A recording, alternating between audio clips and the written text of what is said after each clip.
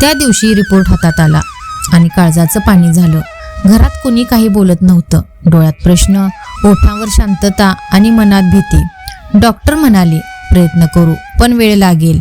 त्या शब्दात आश्वासन कमी आणि अनिश्चितता जास्त होती. रात्री देवघरात बसलो. दिवा मंद तेवत होता.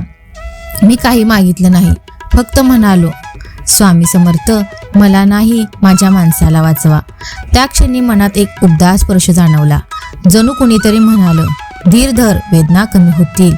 दुसऱ्या दिवशी पुन्हा तपासणी, नवे रिपोर्ट. डॉक्टर थांबले आणि आश्चर्याने म्हणाले, हे अपेक्षापेक्षा खूपच चांगलं आहे. हळूहळू औषध कमी झाली. हसू परत आलं.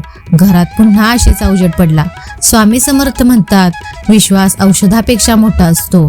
आजही त्या दिवसाची आठवण आली की डोळे ओलावतात, कारण मला माहीत आहे स्वामींनी हात धरला होता.